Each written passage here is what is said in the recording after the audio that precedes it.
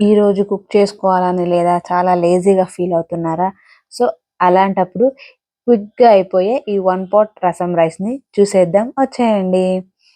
First అయితే నేను 2 glasses of rice తీసుకుంటున్నా. Next 1 glass of green gram and 1 glass of dal. Green gram optional, మీకు ఇష్టం ఉంటే తీసుకోవచ్చు, లేదంటే లేదు. సో, దీన్ని నీట్‌గా వాటర్‌లో వాష్ చేసేసి కడిగేసి పెట్టేసుకోవాలి, నానబెట్టుకోవాలి. నెక్స్ట్ కొంచెం చింతపండు నానబెట్టుకొని ఆనియన్స్, టమాటో, క్యారెట్ కట్ చేసుకొని పెట్టుకోవాలి. క్యారెట్ ఆప్షనల్, మీకు ఇష్టం ఉంటే పెట్టుకోవచ్చు, లేదంటే లేదు.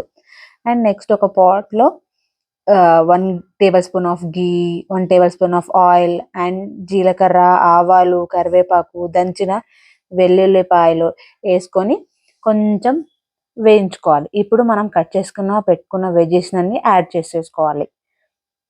చాలా సింపుల్గా అయిపోతుంది, ఎక్కువ హడావిడి ఏం ఉండదు.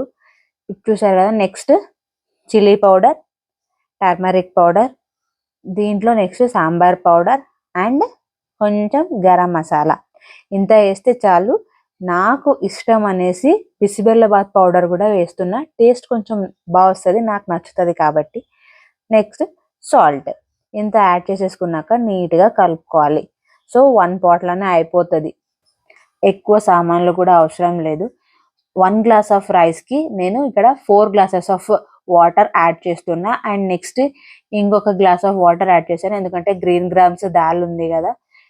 నెక్స్ట్ దాంట్లోనే చింతపండు రసం యాడ్ చేసేసుకోవాలి. ఈ టేస్ట్ అన్ని సరి చేయడానికి కొంచెం జాగ్రత్త వేసుకుంటే టేస్ట్ సూపర్ వస్తుంది. ఇప్పుడు ఈ వాటర్ బాయిల్ అవుతున్నప్పుడు నానబెట్టుకున్న రైస్ని దీంట్లో వేసేసేయాలి. 4 to 5 విజిల్స్ వచ్చాక ఆఫ్ చేసేసుకోవాలి. సింపుల్గా ఫాస్ట్గా అయిపోతుంది.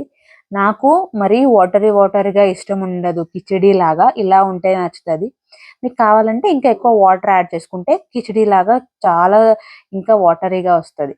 సో అప్పడంతో ఈ రసం రైస్ తింటే నెక్స్ట్ లెవెల్ ఉంటుంది. మీరు కూడా ట్రై చేసేయండి.